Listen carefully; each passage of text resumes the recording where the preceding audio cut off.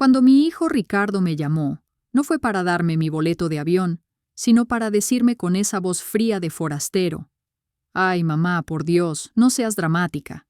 Luego me soltó la excusa cortante: «Mejor quédate aquí en Tlaquepe». Ándele.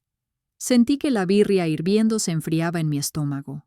Mis rodillas se dieron en el piso de la cocina, y el corazón que tanto había sacrificado se me llenó de un frío helado. Él pensó que con ese dinero me compraba mi silencio y mi ausencia, pero yo ya había decidido que mi dignidad no tenía precio, y mi respuesta sería un silencio más fuerte que cualquier grito. Si alguna vez te has sentido como yo, te pido que te quedes hasta el final de esta historia. Yo soy Carmen García y mi vida demuestra que la abnegación ciega tiene un límite y que el respeto es la única herencia que vale la pena defender. Los invito a escuchar mi verdad, la de una mujer de 68 años de Tlaquepaque, que aprendió a amarse a sí misma. El atardecer en Tlaquepaque siempre ha olido a gloria, o al menos así olía cuando yo cocinaba. La luz entraba por la ventana de la cocina y bañaba el altar de mi casa, donde la Virgen de Guadalupe me miraba con esa dulzura que solo una madre puede tener. Para mí, ese olor, el sol y el rebozo azul oscuro que me cubría los hombros eran la definición de mi vida. Sencilla, devota y llena del aroma de lo que yo hacía con mis manos.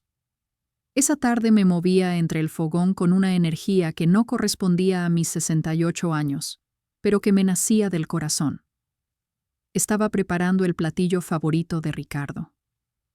Birria de chivo, un consomé espeso con todo el sabor de Jalisco. Había marinado la carne con el comino y el chile exactos que le gustaban desde niño.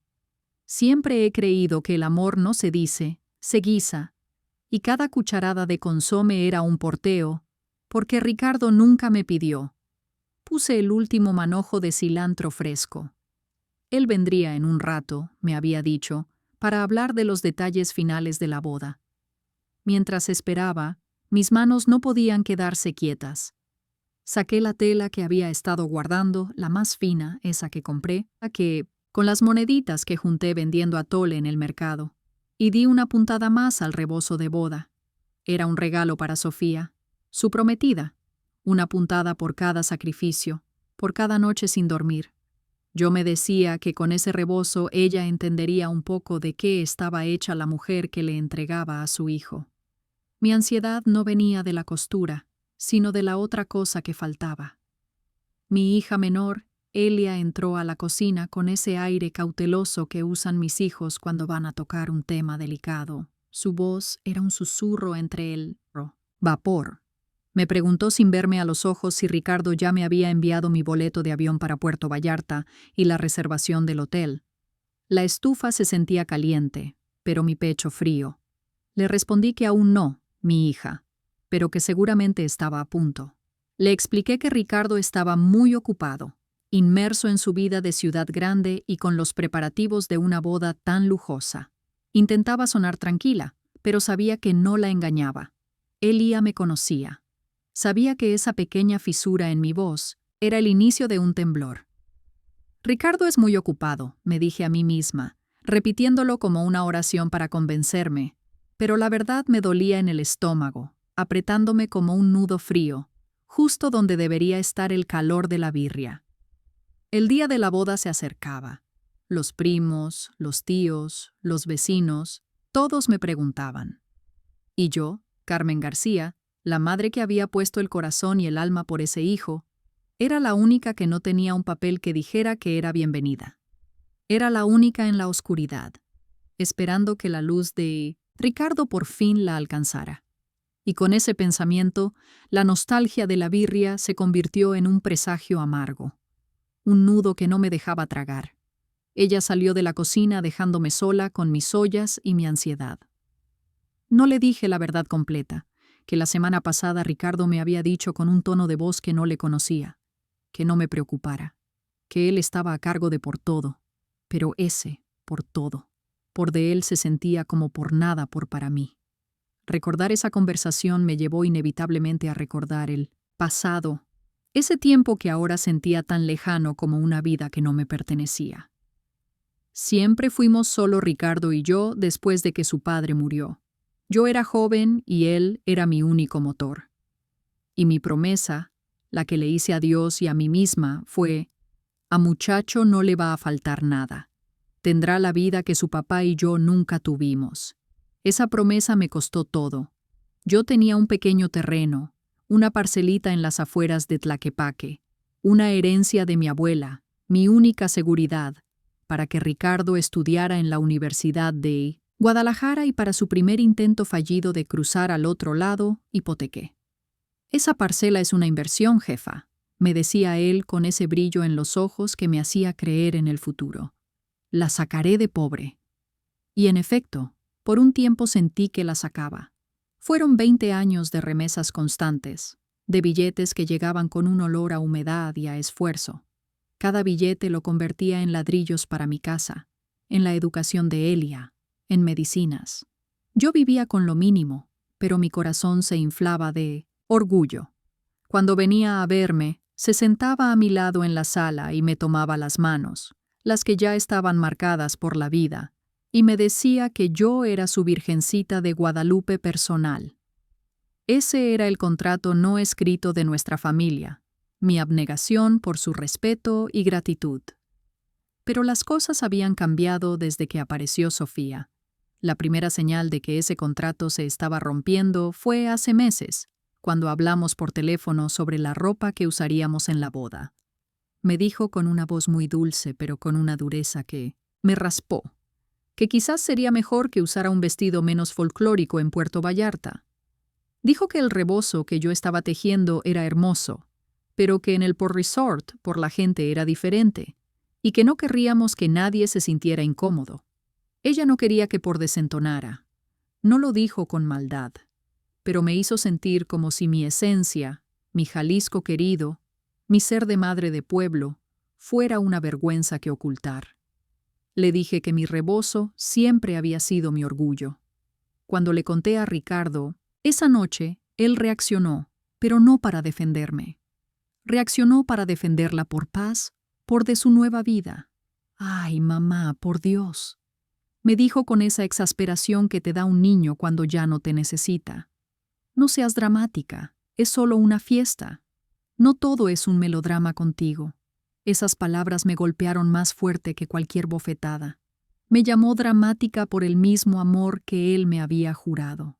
Me redujo mi vida, mi sacrificio, a un simple melodrama de señora vieja.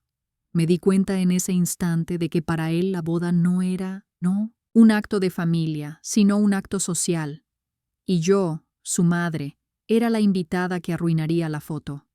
El frío en mi estómago regresó, más intenso que antes, y supe que ese nudo ya no era de ansiedad, era de dolor. El dolor de que mi propio hijo me llamara dramática se quedó flotando en mi cocina, contaminando el aroma de la birria. Pude haber confrontado la ofensa de Ricardo. Pude haberle recordado cada moneda y cada sacrificio. Pero la verdad es que el miedo me paralizaba. Miedo de que si peleaba me negara la invitación por completo. Miedo de convertirme en la por madre tóxica, porque los hijos de ahora tanto desprecian. Pero la confrontación final no vino por mi boca, sino por su silencio. Era el jueves y la boda era el sábado. A las 5 de la tarde sonó mi teléfono. Vi la foto de Ricardo y mi corazón dio un brinco de alivio y esperanza. Aquí está. Por fin me dará los detalles. Me pedirá perdón. Su tono, sin embargo, era frío como un telegrama. No hubo. «¿Cómo estás, jefa?» Ni un «ya empacaste, mamá». Solo fue directo al grano. Me dijo que había habido un problema por de último minuto, que el hotel no pudo por añadir más habitaciones y que el avión estaba por completamente agotado por ser temporada alta. Me soltó la excusa como quien se deshace de una piedra molesta. «Lo siento, mamá. No hay asiento. No hay cuarto en el resort. Todo está agotado», me dijo con una voz casi plana. «Es mejor que no vengas. Mejor quédate aquí en Tlaquepaque. Ándele, así vigilas la casa. Te mando dinero extra». El ofrecimiento de dinero me quemó más que el fogón. No había asiento. No había espacio para mí. Para mí, la mujer que hipotecó su única parcela para que él tuviera la vida que ahora despreciaba, me di cuenta de que mi hijo me estaba comprando. Me estaba pidiendo que me quedara fuera por una miseria. Me sentí la única persona en el mundo a la que se le niega el derecho a ver la felicidad de su hijo. Apenas pude articular un pasa, mi palabra favorita, que significaba por entra y sé feliz, pero que en ese momento sonó a una claudicación total. La herida de sus palabras era tan profunda que necesité ver la traición con mis propios ojos para creerla. La noche cayó. Me senté en la mecedora. Sentí un escalofrío en las manos, un frío helado que no venía del aire, sino de la sangre. Sin saber por qué, tomé el teléfono que me había regalado Ricardo, ese que supuestamente me acercaría a él, y abrí la aplicación esa de las fotos que usa Sofía. La nuera no estaba bloqueada, y ahí, entre fotos de la decoración de las flores y los anillos, encontré la revelación. Era una historia de Super Reversal Dinner. La foto mostraba el plano de distribución de mesas en el salón de eventos, un espacio enorme con mesas de 10 personas, y en la esquina inferior vi la mesa que me rompió el alma. Una mesa redonda, vacía, perfectamente vestida con manteles de seda, marcada con un pequeño letrero, Reserved for VIP Guests. Y abajo, en letras pequeñas, un comentario de Sofía que decía, Just in case, lol. No había falta de espacio, había una elección. Me sentí como si me hubieran arrojado un balde de agua helada, pero en el centro del pecho. Mi hijo y su prometida me habían mentido. Me habían relegado a la mesa del por si acaso, para que no por desentonara. Mis rodillas cedieron. Me arrastré hacia mi altar, el altar de mi casa, donde arden las velas a mi difunto esposo y a la Virgen de Guadalupe. Una vela que yo había encendido para que la boda de Ricardo estuviera llena de luz y bendiciones. Se apagó sin viento. En ese mismo instante, fue un signo, un castigo. Sentí que la Virgen me había dado la espalda, o quizás solo me estaba mostrando la verdad. Me quedé allí arrodillada, sintiendo ese frío helado en mis manos. La traición me había arrebatado hasta la capacidad de llorar. Era un silencio más denso que la soledad de ser viuda, porque mi esposo había muerto, pero mi hijo me había porrado. No era una cuestión legal de herencia. No me quitaban la casa. Pero, ¿puede un hijo negarle el respeto y la dignidad a su madre sin que haya una ley que lo castigue? Me pregunté si existía en el Código Civil de Jalisco un artículo para el abandono moral. Descubrí que la ley protege a la madre del despojo de la casa, pero no del despojo del alma, y eso dolía más. La mañana de la boda de Ricardo amaneció en Tlaquepaque, con el sol más brillante y más cruel que he visto en mi vida. Los pájaros cantaban con un entusiasmo que parecía burlarse de mi vacío. Me levanté, no por costumbre, sino porque ya no podía seguir arrodillada frente a la Virgen de Guadalupe. La traición, al final me dio una claridad que ni 20 años de matrimonio con mi esposo me habían dado. El silencio de la noche me había permitido encontrar mi dignidad debajo de todas las capas de abnegación que la vida me había impuesto. Yo le había dicho a Ricardo por pasa por cuando solo le quedaban asientos a miles de kilómetros de distancia. Ahora era mi turno de decidir quién entraba y quién salía de mi vida. La confrontación no sería con palabras, porque él ya me había despojado de ellas, llamando a mi dolor un melodrama. La confrontación sería un acto silencioso y final.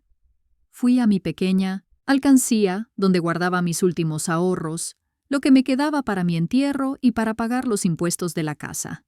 Eran 17,000 pesos contados con las manos temblorosas que sentían aún el frío de la noche. Tomé el dinero. Lo puse en un sobre de Manila junto con el rebozo de boda que terminé a la luz de una lámpara de aceite. Lo doblé con cuidado, asegurándome de que cada puntada de mi corazón quedara a la vista. No incluí ninguna nota de reproche, ni un «¿Por qué me hiciste esto, mijo?». Solo escribí una carta de 2 líneas que era mi declaración de independencia, mi testamento emocional. Metí el paquete en una caja de cartón y le pedí a mi compa Elena, la vecina, que me hiciera un favor, que se lo diera al taxista de confianza para que se lo entregara a Ricardo en su departamento de Guadalajara antes de que saliera al aeropuerto. Cuando Elena entró, me vio el rostro. Ella no necesitó preguntar. La traición se huele y en Tlaquepaque se siente. Me abrazó con la fuerza de una madre que consuela a otra. Me dijo al oído que no me preocupara, que hay amores que son limosna y que yo no estaba para pedir. «Hiciste bien, Carmen», me susurró. «El amor no es limosna». Sus palabras de apoyo fueron el único bálsamo que acepté. No era mi hija, pero su empatía valía más que toda la gratitud, forzada de Ricardo. Ese mismo día le pedí a mi otra hija, Elia, que no dijera nada. Le dije que iría a pasar una temporada con mi hermana a Zapopan. Quería desaparecer, no de este mundo, sino del suyo. Necesitaba que Ricardo llegara a mi casa, a la casa que él dejó, a su madre, y la encontrara vacía, que sintiera en el silencio de las paredes el hueco que él había dejado en mi vida. Que se preguntara dónde estaba yo. No quería que se sintiera culpable, quería que sintiera la consecuencia. En la carta de 2 líneas que Ricardo encontraría, yo escribí mi decisión final, mi despedida, en un acto de profundo dolor, pero también de inquebrantable dignidad. Yo le estaba dando mi bendición para que se fuera, pero también lo estaba liberando de mí y liberándome de él. Pasa, yo te bendigo y te dejo ser. Pero recuerda, mi hijo, que la dignidad de tu madre no tiene precio. Ya no me busques, mijo. Dejé mi rebozo favorito sobre mi cama. Con la maleta más pequeña que tenía, solo con lo necesario, salí de Tlaquepaque. No miré hacia atrás. Ricardo se casó ese sábado en Puerto Vallarta. Yo estaba rezando en la Basílica de Zapopan, y el domingo por la noche, cuando regresó a su departamento, encontró el paquete en la puerta. Pensó que eran tamales de birria, pero al abrirlo encontró el dinero y el rebozo. Llamó a mi casa en Tlaquepaque, emocionado por el dinero, seguramente para agradecerme mí por comprensión. El teléfono sonó y sonó en el vacío de la cocina, donde solo quedaba el recuerdo del comino y el chile. Ricardo se dio cuenta en el silencio de mi casa de que su madre Carmen García se había desaparecido de su vida. 1 año, 30 años de vida, trabajo y sacrificios se pueden reducir a un sobrevacío y a 1 año de silencio. Ese fue el tiempo que tardó mi casa en Tlaquepaque, en dejar de sentirse como una herida abierta. Yo no regresé inmediatamente, no me quedé el año completo en Zapopan con mi hermana. Necesitaba ese tiempo para volver a ser Carmen, la mujer y no solo la mamá de Ricardo. Me liberé de mi cocina y de mi altar y descubrí que la vida, como el mole, es una cosa que se tiene que volver a sazonar sin la receta de nadie más. Y la vida me llevó a un sitio que me era natural.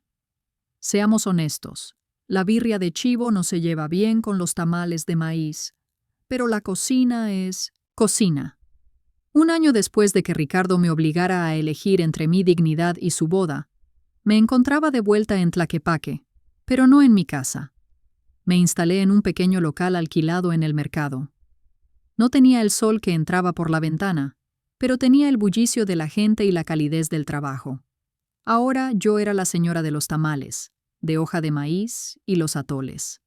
La comida, que antes era un regalo forzado, se había convertido en mi sustento y mi autonomía. Yo estaba feliz con ese tipo, de felicidad que no se grita, sino que se asienta en el pecho. Y entonces, un martes por la mañana, justo cuando yo estaba sirviendo un café de olla sin azúcar, lo vi. Ricardo no venía vestido con esos trajes caros que usaba antes. Venía con una barba de 3 días, flaco, con una camisa arrugada que ya no olía a colonia de diseñador, sino a soledad. Estaba solo. Supe inmediato que mi carta, el vacío de mi casa y el rebozo que no quise que usara finalmente, le habían pasado factura. Se acercó a mí, puesto con una timidez que no le conocía desde niño. Sus ojos no se atrevían a mirarme. Me dijo con la voz apagada que se había divorciado, que Sofía lo había dejado. que la vida de por resort por se había acabado. Yo sentí lástima por él, pero la lástima no es amor. Me pidió perdón, me dijo que me había extrañado, que mi casa sin mí era solo una tumba. Yo no lo abracé, no lloré, no lo castigué con reproches, simplemente le dije con el tono de una jefa, de puesto que atiende a un cliente: «Pasa, Ricardo, ¿quieres un café y un tamal?». Le serví el café amargo sin azúcar, como la verdad, y le di el tamal. Él se sentó en el banquito y lo comió con un apetito de niño perdido. El acto de comer el tamal de su madre era ahora una súplica, un intento de redención a través del único lenguaje que él valoraba de mí: la comida. Yo lo miré con una quietud que no tenía un año atrás. Mi reflejo no era el de la madre abnegada que se consume en el dolor, era el de la mujer que entendió que el familiego es una jaula y que el respeto a una misma es más vital que el amor de un hijo que te ve como un estorbo. Le dije que yo ya no necesitaba su dinero, que yo ya tenía el mío ganado con mi esfuerzo y dignidad. Le dije que lo bendecía, pero que el pasado no se podía regresar. La resolución fue agridulce. Yo no recuperé al hijo que soñé. Ese hijo se había muerto el día que me negó mi boleto. Pero yo me recuperé a mí misma. Mi última imagen de él fue con el tamal en la mano, con lágrimas silenciosas en los ojos, que no eran de culpa, sino de tristeza genuina. Y yo, Carmen García, la señora de los tamales, ya no lloraba. Yo tenía el calor del comal en las manos y no el frío de la traición. La gente que se siente sola o que se siente traicionada siempre pregunta por la ley. Yo les digo que hay cosas que la ley no puede arreglar, pero la dignidad de una mujer que se levanta y se da su propio sustento es así que no se puede hipotecar. El mensaje implícito que me quedó fue ese: la madre es capaz de reconstruir su vida lejos de la toxicidad familiar. Y a veces, para que un hijo entienda el valor del respeto, tiene que sentir el vacío de la ausencia. Y ese vacío, ándele, es la enseñanza más dura de todas. Un año después, la vida me encontró de regreso en Tlaquepaque, pero yo ya no era la misma. Ricardo vino a mí, humillado y solo después de su divorcio, me buscó no por amor, sino por el vacío que dejó mi ausencia. Lo atendí en mi nuevo puesto de tamales en el mercado. Le di de comer, lo perdoné en mi corazón, pero mantuve la distancia. Me recuperé a mí misma, mi sustento y mi paz. El hijo que tanto sacrifiqué ya no existe. Pero yo, Carmen García, la señora de 68 años, finalmente me tengo a mí. La dignidad no es limosna. Ándele, es la única herencia que no te pueden quitar. No permitas que el familiego te consuma. Traza tus límites emocionales antes de que la traición te obligue a trazar tu vida desde cero. ¿Alguna vez te has encontrado sola en la boda de tu hijo? Cuéntanos, compa.